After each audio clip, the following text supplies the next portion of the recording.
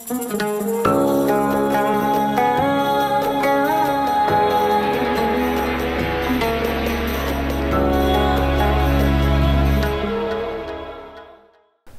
קוראים לך?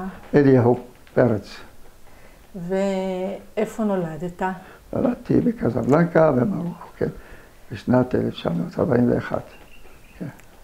אז אליהו, תספר לנו קצת על המשפחה, על הסבים והסבתות, איך קראו להם? כן, אז סבא, מצד אבא, סבא קוראים לו משה, ובסך הכל, כן. הרבה, יש לי קצת זיכרונות ממנו, זיכרונות דווקא מאוד נעימים. הוא היה נגר במקצועו, וזהו, הוא גם כן היה גר בקזבלנקה יותר מזה, הוא זוכר. הסבתא, מצד אבא, לא הכרתי אותה, נפטרה לפני זה כנראה, ומצד אמא גם כן, סבא והסבתא גם כן היו גרים באזור, פחות או יותר. יותר מזה אני לא הכרתי אותם, הייתי תמידי קטן, לא הספקתי להכיר אותם. אתה לא יודע איך קראו להם? כן, קוראים לסבא מצד אמא, זה היה קוראים לו מרדכי, ואני חושב קוראים לה שרה, אני חושב לא בטוח. השם משפחה? פרץ, גם כן במקרה. גם בשני הצדדים. בשני צדדים, כן. ומצד אבא, אז הסבא משה פרץ, ואשתו היא קוראה שרה, כן. וסיפרת שסבא שלך מצד אבא לא נולד בקזבלנקה, הוא הגיע ממרקש. בדיוק, כן, באזור, כן. ולמה? למה הוא עבר? נמשכו, היו גרים באזור הערים, ושמעו דברים. נמשכו על ידי ללכת לקזבלנקה, כי זה הייתה אפשרות להתפתח יותר, ובקרים שהביאו אותם לבוא לגבור שם. לפי פי מה שהם זוכר בהתחלה, אני לא זוכר מה שהם מספרים לי. שהחיים לא היו קלים, אבל יותר התפתחו מבחינה מקצועית והתקדמו יפה. זהו. אתה יודע איך סבא שלך למד להיות נגר? זה היה עכשיו. הוא למד אצל אבא שלו, ובקזבלנקה המשיך, עבד עם איטלקים פה ושם, שלימדו אותו גם את המקצוע של במיוחד של ריהוט, עבדו במיוחד בריהוט, מקצוע בריהוטים של מעץ, כן. וככה השתלבו בקזבלנקה. וכמה אבא שלך היה כשהם עברו לקזבלנקה? עכשיו... הוא היה ילד, היה נער? לא, היה כבר בגיל... אני חושב 18, זה משהו כזה, כן. כן. יותר מזה אני לא זוכר, כן. ואימי כנראה אחר כך עשו היכרות בקזבלנקה ושם התחתנו, כן. אתה יודע איזה חינוך אבא קיבל במרקש? חינוך יהודי, הייתי אומר, רגיל, ככה יהודי, מסורתי, כל מה שצריך לעשות, כן. כן. כן. ואיך ההורים הכירו? זה גם אני. לא יודע. בזמנו כנראה ככה שידוכים, לא יודע כבר לא. כן. אז תספר לי עליך, זיכרון ילדות כזה, ראשוני, שאתה... זיכרון ילדות כן היה, אבל זה זיכרון כואב מאוד, כן. קודם כל, הייתה לאחות שלי, נולדה לפניי, לא הכרתי אותה בכלל. היא נפטרה בגיל שנה, כן. קראו לה רחל. והאירועים, מרוקו לא הייתה מנותקת מה שקורה בכל אירופה, אז כן.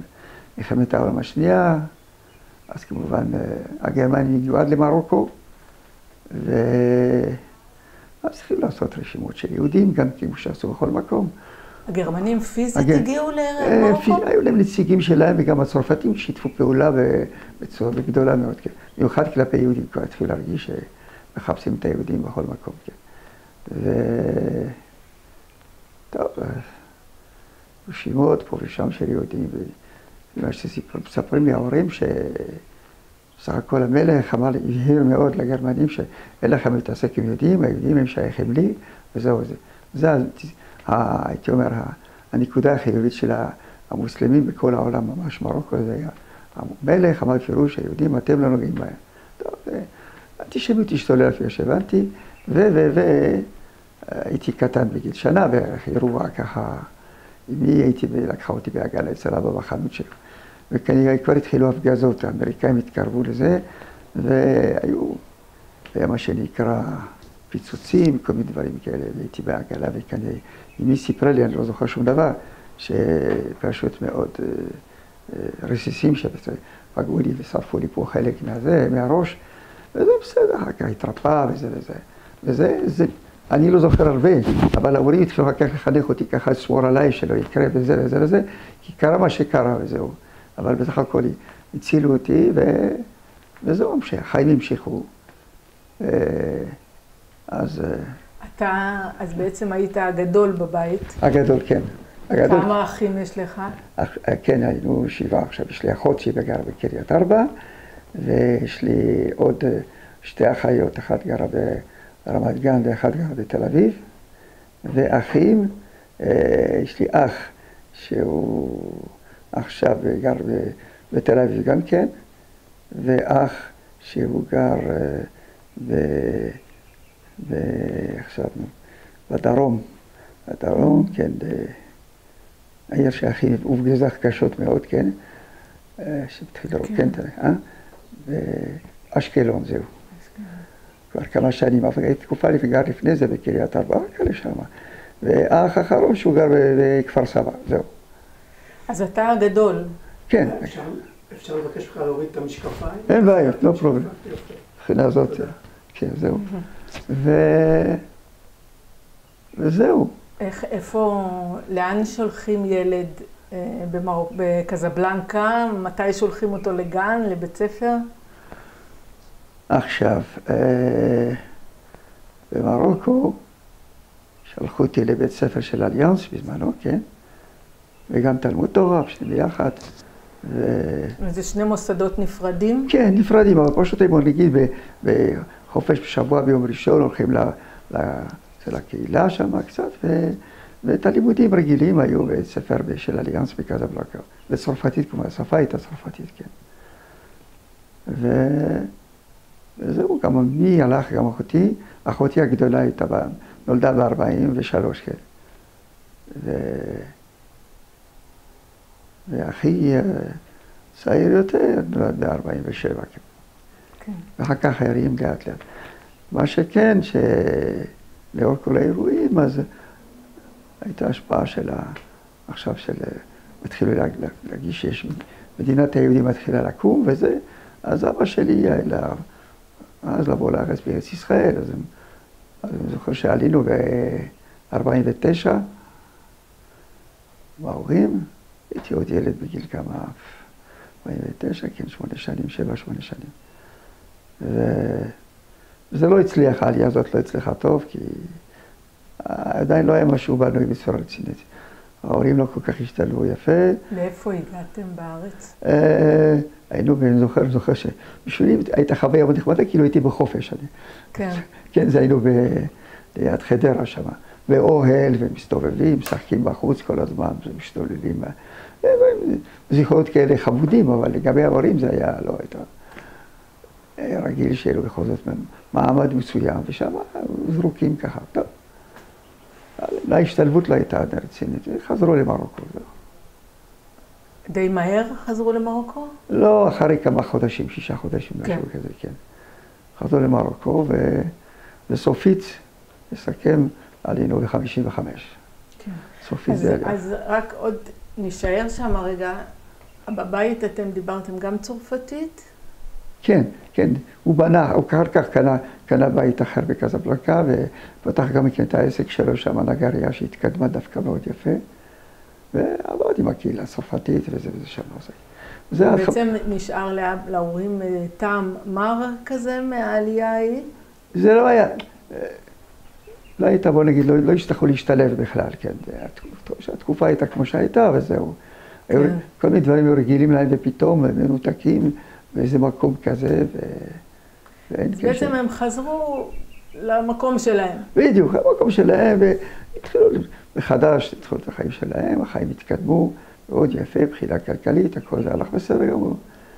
וזהו, בכל זאת, לחזור פעם הביתה, כי ארץ ישראל, אז קיבלו את ההחלטה לבוא לארץ ישראל ב-55. עכשיו, תגיד, אתה היית חבר באיזה תנועת נוער? לא, אני לא. מה שכן, שב-94 בר מצווה, 55 עלינו, כן, הייתי באליאנס, פעילות שעשו בתוך האליאנס עצמה, כן. פעילות של אליאנס עם הנציגים של הסוכנות שבאים, לספר דברים כאלה וזה, וזהו, והגענו לארץ, כן.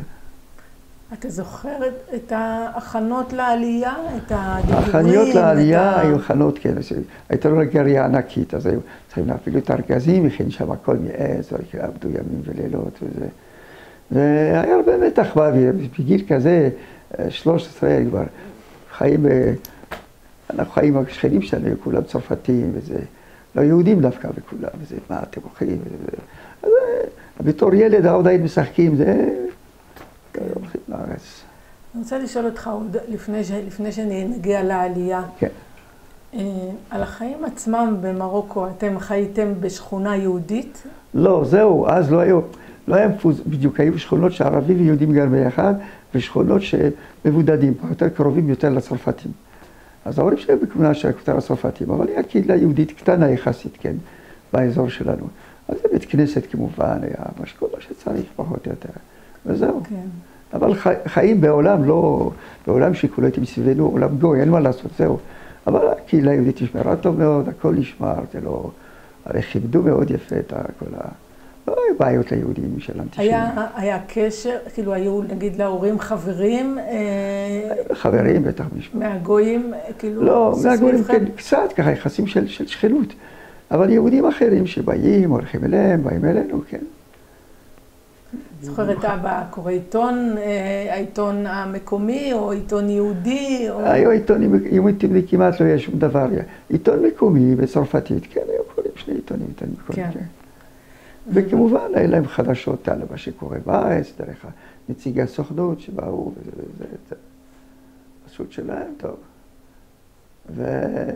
חגים, אתה זוכר? מה שכן, לא אצל בין סוגריים. כן. הייתה הסוכנות, באו גם כן לנסות לשכנע את משלוח את הילדים בעליית הנוער, וזה נקודת הייתה, בכל זאת, ההורים הרגישו שלי משהו לצד היהודי, כן. ופה באו, זה שבת, באו נציגים, קח את הבן שלך לסקנדינביה שם, אנחנו מכינים אותו, דיברו על מה עם החינוך? אבא שלי היה הרבה כתפיים עליהם, אפילו חינוך, ואני נותן להם זה. אנחנו משפחה נותנים את החינוך. אבא שלך מה הוא היה? אנחנו נותנים את החינוך לילדים שלנו, לא שולחים אותם שיקבלו חינוך במקום אחר. וזהו, זו כוונה לשלוח אותו לעליית הנוער. יודעים מה שקרה בעליית הנוער, בהחלט זה היה ברור מאוד, חד וחלק. זאת אומרת, ידעו שם מה... ידעו, כן, יש אנשים שידעו פחות או יותר. אבל המסורת הייתה חזקה מאוד, ורוצה להגן על זה. היו אנשים שהלכו עם הראש קדימה, וחשבו שבארץ ישראל הכל יהיה גן עדן, סך הכל. קיבלו כמו שקיבלו, ועלינו ביחד. זאת אומרת, אבא ואמא לא הסכימו לשלוח אתכם. לא, עליית הנוער לא עלם לראש גם כן, טוב בכלל. יש להם אבא ואמא, הם מחנכים אותם וזהו, ומשפחה מסביב, וחברה מסביב. ואתה זוכר קצת את החגים? כן, החגים זה הייתה אווירה חוויה מאוד, כן. כל החגים, מיוחד, פסח, בהחלט, כן, בהחלט. יש איזה מנהגים מיוחדים, שזה לא נראה ככה היום פה ושם אסור? לא, זה פה נראה דווקא בסדר מבחינה זאת, כי ממשיכים אנחנו את המסורת, פחות או יותר, כן, אין פה שום דבר מיוחד. מימונה? מימונה, ברור, טוב, זה השלב. אתה זוכר? כאילו, אתה זוכר? כן, אז היו נפגשים משפחות, אחד הולכים משפחות אחת לשנייה, כן. תגידים, ואני זוכר שאפילו ערבים היו משתתפים, מביאים מתנות במימונה. הייתה רגישות כזאת של משהו לקבל את השני, וכיבדו מבחינת, חוץ מהשאלה שההשפעה של פוליטיקה זה משהו אחר, אבל הערבים עצמם שעבדו אצל אבא גם כן, יחסים טובים מאוד, כן. כן, אתה חווית אנטישמיות? קצת הייתי אומר, בשנים האחרונות, כי האווירה התחילה להתקלקל, זה אחד הסיבה, בשנות 54-55, ההתקוממות כבר באלג'יריה, במרוקו, התקוממות גם כן עם הקמתה של מדינת ישראל, אז כמובן גם זה השפיע בעקיפין, וכמובן שהגשנו קצת אנטישמיות, במיוחד המפלגות שהן נגד צרפת. וכמובן, אז את היהודים הכניסו אותה בסיפור הזה. בכל אופן, הצרפתים הגנו על היהודים, וגם הערבים עושה, זה היה מצב לא נעים, כן. משהו מזל שהמלך אמר, אין להם מה לדאוג ליהודים, אני מטפל בהם. טוב, בינתיים, אחר כך היו מהפכות, וזה אלג'יריה, אבל זה אחת הסיבות שגם כן ההורים עזבו, כי המצב כבר היה לא יציב בכלל. כל העסק שלו רצה שאחר כך יהיה לו בעיה, אז היה לו עוד את הראש להביא את כל הכלים שלו, כל המכונות שלו לארץ, וזהו. הוא הצליח? זה לא היה קל. זה תהליך. אני זוכר שהיינו בבאר שבע, כן. קרוב כמה חודשים. הייתה לו אז רגע, רק אתה, ההכנות לעלייה, אתה אומר, אתה זוכר את הארגזים, מה חשבת בלבך? שמחת לזה? אני שמחתי, כי בתור ילד עדיין אני... הרפתקה. היא הרפתקה. בדיוק, הרפתקה עוד הרפתקה, בסדר. כן. ואיך הגעתם לארץ? באונייה? באונייה, כן, ב-55 הגענו באונייה, זו תקופה של חנוכה, פרטי, אני זוכר.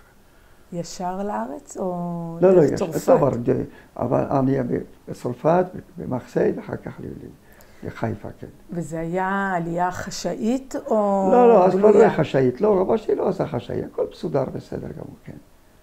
כי זו הייתה תקופה שלא היה כל ההשפעות החזקות האלה, שמנעו מיהודים לצאת וזה, החליטו. יכולת להגיד בשכונה שאתה נוסע לארץ ישראל? כן, אגב, הצרפתים מאוד כאב להם שאנחנו עוזבים וזה, בסדר, זה שכנים, ישנו בקשר איתם אחר כך, טוב, שנה ראשונה, לא היה קל באמת. היות ומזל אבא שלי היה לו קרובי משפחה בתל אביב ויפו במיוחד, אז הספיק, נמצאו לו דירה ביפו, ופה התחיל לפתח, לפתח עסק משלו, כן, נגריה וכל... ביפו. כן. אמרת קודם באר שבע. לא, אז זהו, השהות בבאר שבע נמשכה כמה חודשים, כי הוא רצה כבר לפתוח את העסק שלו, ועדיין בבאר שבע היינו ממש באיזה, אפילו בבאר שבע עצמה, זה מחוץ ככה מקומות כאלה. כן. כפרים כאלה קטנים, כן. אז לא היה באוהלים, היה קצת איך קוראים לזה? צריפים, בדונים. כן, צריפים כאלה. כן. זהו. אז עברתם לתל אביב-יפו. בדיוק, כי כל המשפחה היו משפחות דודים וכל זה. איך היה נראה הבית? זהו. במרוקו היה לכם בית גדול? כן, בית גדול, כן, בסדר. כן, טוב זה לא היה. מה זה אומר בית גדול? כמה חדרים, 4 חדרים בערך, משהו כזה, כן. ופה בארץ? ובארץ אחר כך היה קשה. היה קשה, תכלס עכשיו נגיד, כי זה להשתלב. הקטנים נכנסו לבתי הספר, לא היה בעיות, הלכו לבית ספר חב"ד, ליד הבית, איפה שהיינו גרים. ואני היה מצב הכי קשה, אחי ואחותי הגדולה, כי השתלב בתי ספר, התחילו לדבר על זה וזה. אני למדתי בצרפתית וכל זה, אבל זה לא הייתה בעיה מרכזית, בעיה שילוב מבחינה חברתית זה לא היה קל, כי טוב, בית ספר, אז בזמנו היה הכל בכסף, היה יקר מדי מה שביקשו. כי זה בית ספר תיכון היה. תיכון, בדיוק, וזה יקר בזמנו, אפילו של הבא, אז האמצעים גם בכל זאת, אז הבא ביקש לבוא ביתם משא ומתן, גם אחותי הגדולה גם כן. לא, אז בזמן היו מאוד ככה קשוחים. שלא ילמד, ילך ללמוד, ילמוך לעבוד. הייתי בגיל 14 כבר טוב. אז פה רגש כזה, בכל זאת, אבא שלי רצה שנמשיך בלימודים וזה. אז פחות או יותר שנה הסתובבתי ככה. היה נחמד. שום דבר לא מוגדר, כן? בסוף היה פתרון שלנו גרים ביפו, ושם היה בית ספר צרפתי, שהוחזק על ידי דווקא, מה שנקרא שם, הנוצרים שם, כנוצרים. היה אפשר להשתלב להיכנס, היו גם יהודים שקיבלו אותם, ועשיתי בגרות שם, בצרפתית, וכמעט לא שילמתי שום דבר, והכנה טובה, בסך הכל לימודים. והיו שם חבר'ה יהודים גם? כן, 3/4 מהחבר'ה יהודים, כן. משפחות שבאו מצרפת, מכל מקומות, מרומניה, ודבר כזה. היו אפילו, כן, לא היה סביר. אנשים לא הייתה להם, השפיעו עלינו בסדר כזה. היה, כל הלימוד היה ככה, רק שם. כל התוכנית היה תוכנית צרפתית, תוכנית בגרות, עשינו בשגרירות צרפת, אז כל זה. אז זה הסתיים בסך הכל בצד הטוב מבחינה זאת. ולאבא זה הייתה לו גם פתח, כי התחיל לעבוד איתם, כי פיתחו כל מיני דברים גם כן בארץ, בתים, כאלה. אז כל מיני עבודות אבא שלי עושה להם בתור נגר וכזה. הצליח לו הנגריה. הצליח לו הנגריה, כן. הרבה אנשים באו כבר דרך צרפת שבאים לעשות, להכניס לצחים, כל מיני עבודות שעשה, כן, שם. זהו. אבל הוא השתלב מאוד יפה. ומתי אתה מתחיל להרגיש שאתה ישראלי? כבר באותה תקופה בעצם הייתי ישראלי, כי היינו כולם דוברי עברית גם כן בבית ספר. דיברנו עברית, החברות דיברנו עברית, וזהו, עשינו חלק מהבחינות בעברית, חלק בצרפתית, וזהו. לא, זה מבחינה הזאת לא היה שום דבר, כן. כן. זהו. וזהו, אחר כך, כן, צבא. צבא כבר הייתה תקופה שלא לקחו אותי להרבה זמן, קרוב לשנה, שנה וחצי, זהו בצבא, יותר מזה לא עשיתי, כן. וזה הסתדר מאוד יפה. כך למשוך ללמוד אחר כך, טוב. בכל זאת הייתה גם כוונה ללמוד באוניברסיטה. אותו סיפור באוניברסיטה. תל אביב כמעט לא הייתה קיימת, באוניברסיטה ירושלים, אז ביקשו מחירים כאלה. כן. עשיתי כל מיני עבודות, לאסוף כסף פה ושם. ולא כל כך השתלב. טוב, הספקתי לקבל איזה מלגה ולמדתי שנה אחת, אבל היה קשה מאוד, כי מבחינת דיור, טלטול, כל הדברים הזה לא היה כמה. החזקתי מעמד שנה אחת. בינתיים, עדיין אנחנו צעירים, מחפשים עוד אפשרויות אחרות. טוב, התקבלתי ללמוד באוניברסיטה בצרפת, כן. בצרפת? בצרפת, ואז קיבלתי כמובן ללא תשלום בכלל, כן. ללא תשלום, וגם דיור באוניברסיטה, משהו סכום סמלי כזה. וככה עשיתי תואר ראשון, תואר שני בצרפת. כן. במה? בליון, כן. במתמטיקה ובפיזיקה, כן. כן. וזהו, ואז מצאת את עצמך כמה שנים טובות בצרפת. בצרפת, כמה שנים בצרפת, ואחר כך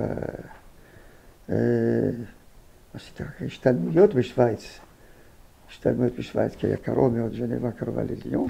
שם הכרתי את אשתי, והתחתנו בארץ כמובן אחר כך. והמשכתי גם כן להתקדמות, ככה השתלמויות רציניות גם בשוויץ, במקצוע גם כן. אחר כך עברתי להוראה במתמטיקה ובבתי ספר בינלאומיים שם בז'נבה. בינלאומיים, במקומות שבאים ללמוד דווקא, היו ערבים, אבל הערבים, האליטה של הערבים שהיו בהם מלבנון, לא לבנון של היום, לבנון ומסעודיה, המשפחות העשירות שם, שחו את הילדים שלהם שם, ללמוד דווקא צרפתית ובאנגלית, כן. זה ממשיך כך. כן. היו געגועים לארץ? היו מחשבות... אז היינו, תראה, ההורים גרו בארץ, וכל שנה היינו באים לארץ, כן. הייתי בא בחופש, חודש וחצי, חודשיים, אבל זהו, זה... כן. היה גם קשה מבחינה מקצועית. לקחתי הזדמנות, שהייתי ללמוד, לעבוד באזור תל אביב שם. מקום זה מכון אוניברסיטאי גם כן. זה היה בסדר, אבל לא... ברגע שאתה כבר חי בעולם אחת, זה קצת קשה מבחינה מקצועית, כן? בסדר. כן. יחסית בסדר היה. תספר קצת על אבא ואמא, הם גרו ביפו עוד הרבה שנים? מי, מה? אבא ואמא. הם גרו ביפו הרבה שנים, וכבר הייתי בצרפת, אפילו ב-17 שנים. הייתי לי אחות מרים שהייתם אצלה, בקריית ארבע, אז היא משכה אותם, הם גרו אחר כך כמה שנים בקריית ארבע. לא בקריית ארבע, אבל איך מזה יותר למעלה, איך מזה שמה? גבעת החרסינה? החרסינה, זהו, כן. אגב, שמה, מאוד השתלבו, אפילו הייתה לנו נגריה קטנה שמה גם, כן. כן. כן. השתלבו מאוד יפה שם. כן. איך זה להיות ילד במרוקו, שיספר יותר? אתה יכול לספר קצת יותר על החיים במרוקו,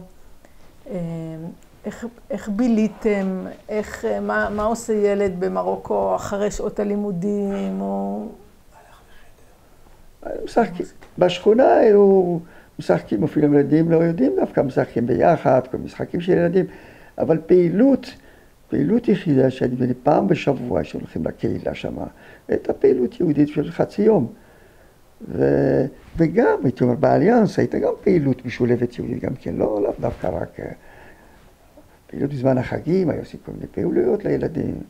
בסדר, זהו. לימוד תורה היה... אז זהו, לימוד תורה כן היה. בבית ספר כמעט לא היה, כי עוד פעם אליאנס, הם בחרו בדרך, כמו שאומרים, נורטרלית יותר, כן. אז כמעט לא הייתה, חגגו את החגים, חנוכה, פורים, ככה. אבל החגים היו הולכים בתוך המשפחה וגם בתוך הקהילה, היו מרכזים שמתגייסים, לומדים תורה, לומדים פיוטים, פייטנות, שכל דברים האלה, כן, של בית ספר. כן, היו הולכים לסרט, היו הולכים... אז זהו, זה היה, הייתי אומר, בזמנו, השעשוע הגדול, הולכים לבתי קולנוע, כן, של ילדים, עם אבא הולכים פעם בשבוע, ביום ראשון לקולנוע, וזה מוצאי שבת, פעילות, אחר כך משחקים, כדורגל, זה עם הילדים. כן. הרגשת בבית במרוקו? כן, הרגשתי בבית, כי הסביבה הייתה סביבה מאוד סימפטית בסך הכל, כן. אבל עדיין הראש בגיל 13 זה לא עדיין ככה. כן. שחקים. והיו לך גם חברים ערבים? ערבים לא, אבל צרפתים, כי זה מעניין, ערבים לא היו בשכונה שלנו, פחות או יותר, כן. ערבים היו יותר באזור, כמו שאני שם, אזור המלח, שכונה יהודית ככה מקורית, וזה לא היה קל גם יהודים. היו עליות וירידות, אז זה לא... אבל כאלה שכיבדו מאוד יפה, אלה שעבדו אצל אבא בנגריה, הם היו מאוד מכבדים, והכל הם מלאגים, מבחינת יחסים, זהו, זה לא... בקשר עם יהודי המלח היה לכם? עם היהודים שגרו במלח. כן, בטח היינו הולכים לפעמים, אבל היו לו הרבה מכרים שם, היה גם כן לפעמים בחגים היינו מזמרים אצל משפחות שמגרים באזור הזה, לא, כן. ולמה אבא ואמא בחרו לגור בשכונה הצרפתית? זה העניין של מעמד כלכלי? מעמד יותר מטוב כלכלי, הייתה אפשרות לפתוח את העסק שלו שם יותר, כן, וזהו זה. כך שבעצם הייתה נגריה וגם הבית היה קרוב לזה גם כן. כן. ככה שהיה לו אפשר, כן. ואתה לא חשבת ללמוד נגרות? לא. יש לי אח שכן, הוא המשיך פחות או יותר בזה, כן. הוא גם עכשיו בתל אביב, כן, יותר, כן. כן.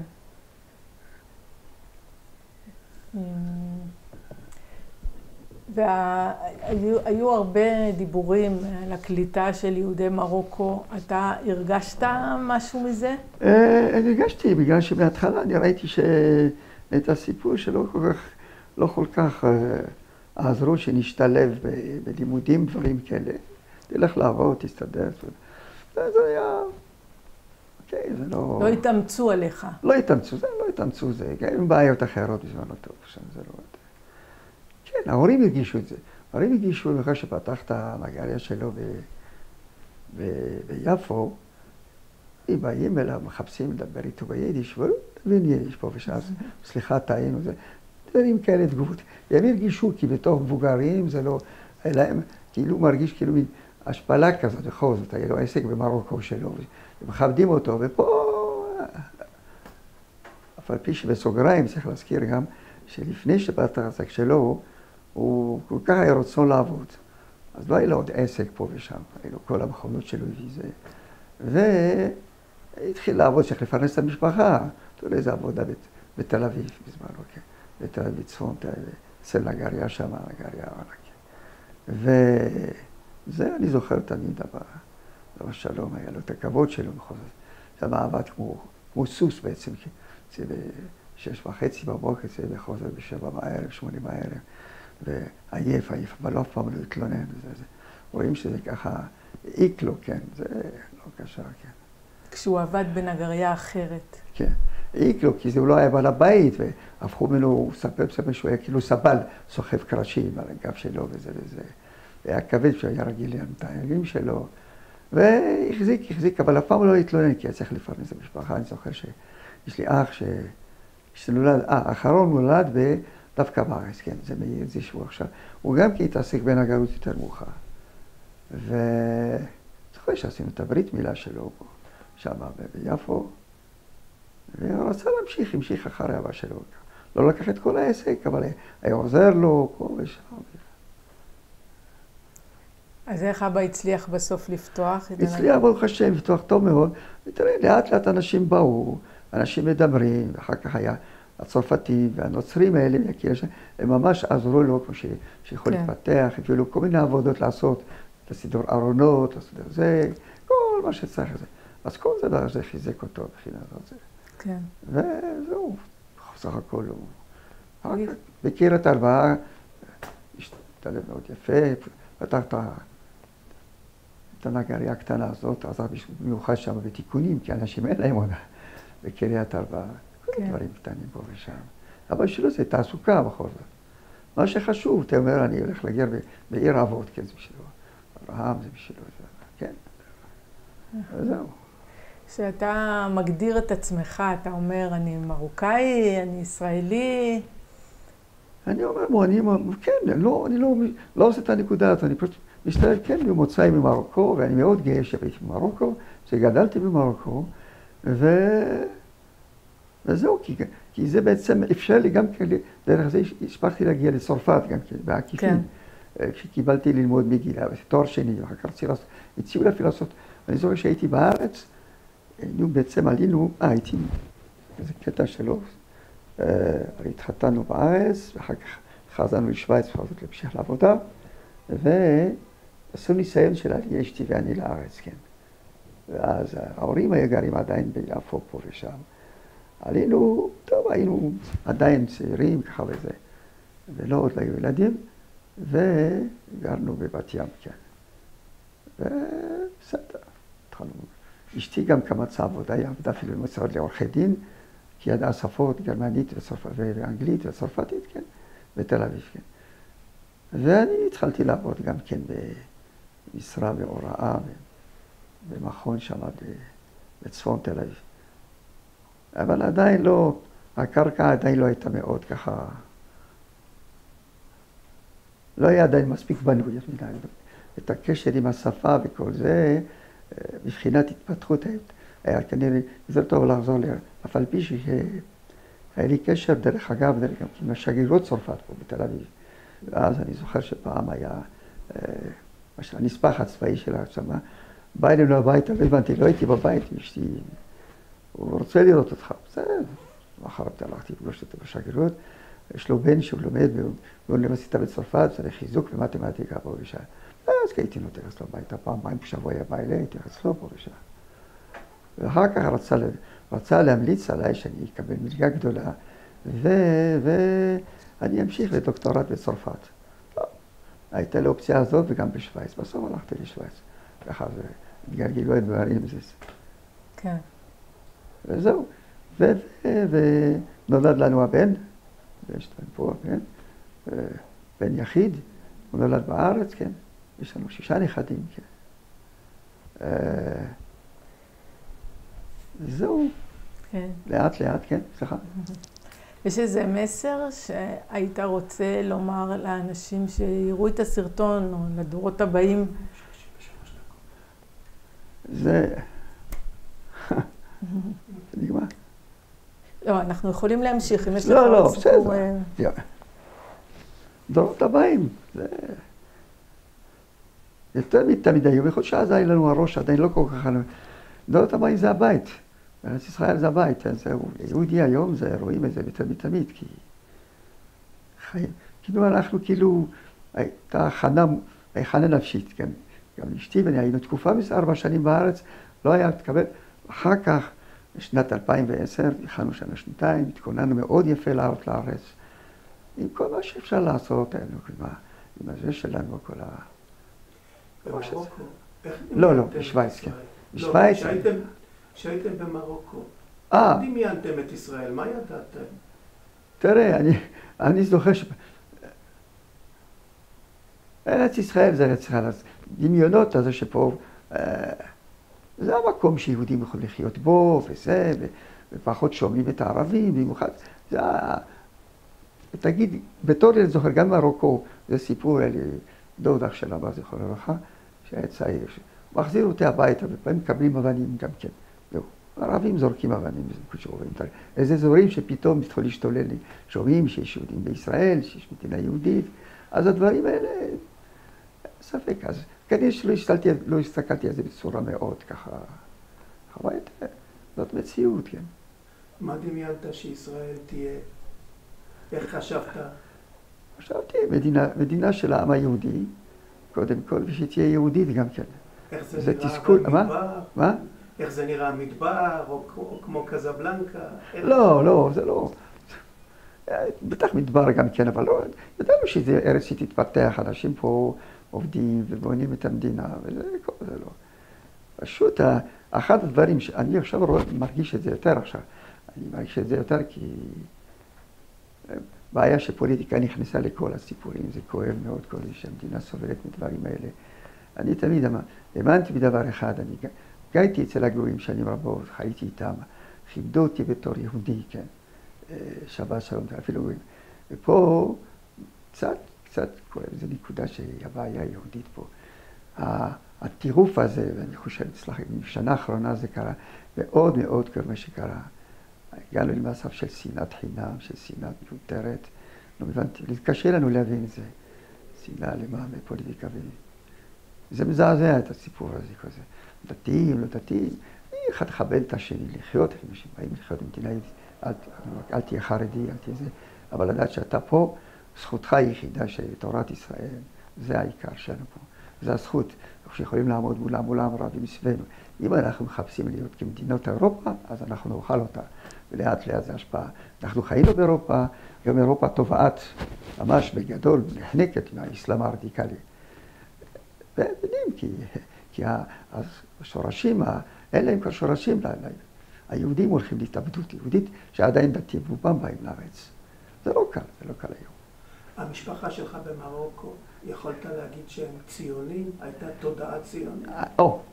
הייתה תודעה ציונית, הייתי אומרת ציונית, אפילו הייתי משהו ככה מאוד מאוד מאוד ככה סנטימנטלי.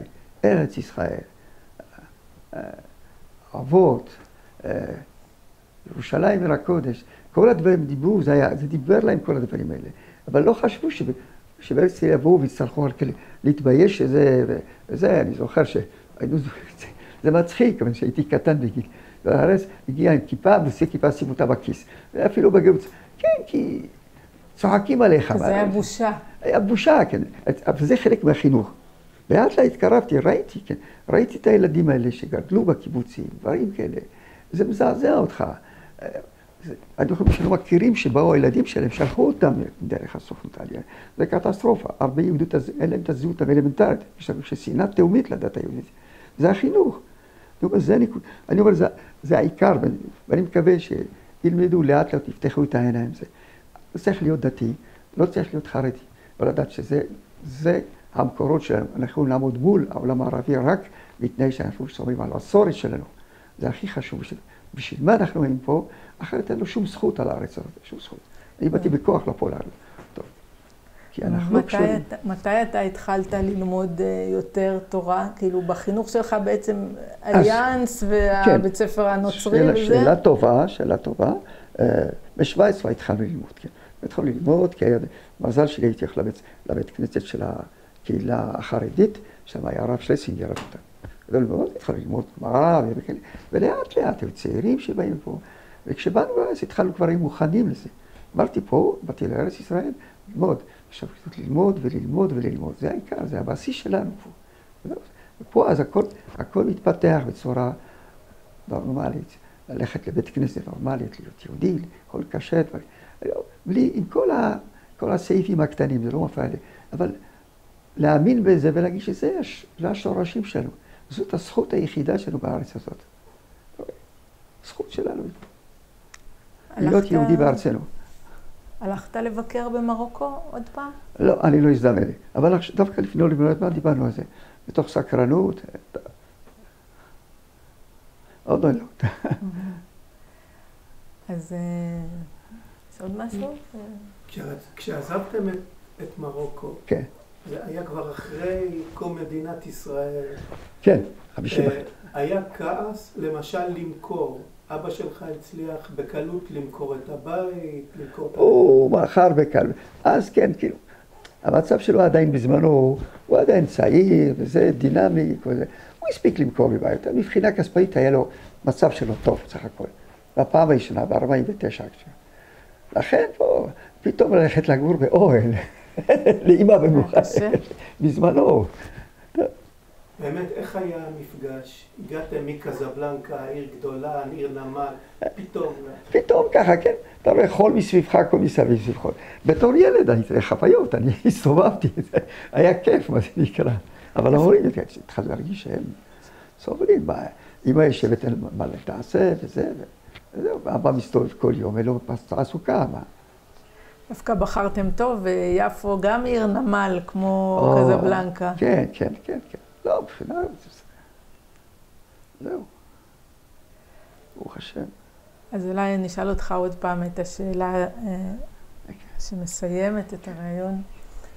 אם יש לך איזה מסר לומר לדורות הבאים.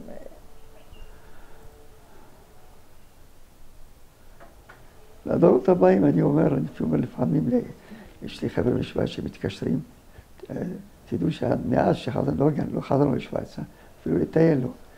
אפילו קיבלנו לפני הרבה זמן טיולים טלפון, בואו תנוחו קצת, אתם אז אמרתי, תשמע, זה הנוח, אנחנו נוח פה בבית שלנו, זה לא בורחים מה שקורה בארץ. והמסר שלי זה הבית שלנו, זה הבית בתור יהודים, זה המקום שלנו, פה ילדים מתפתחים, יש נכדים שיהיו בריאים, שעכשיו הם לומדים פה שהם בבתי ספר חרדים, אבל פתוחים, ראש פתוח, אלא מבחינה חברתית מאוד מתפתחים, אין מה להגיד. אורם, ילדים רגועים, רואים שילדים שגדלו בארץ ישראל, שלמדו בארץ ישראל, אין מילים אחרות, אני אומר את זה לחבר'ה בחסות, אין לכם מה לעשות שם, זה הבית שלכם פה. זהו. אבל זה... מצד שני, הוא לפעמים תשמע, גם בארץ יש הרבה אנשים עושים בעסקנים, נכון, אתם צודקים, יש ביזנס גדול בארץ, מסכים.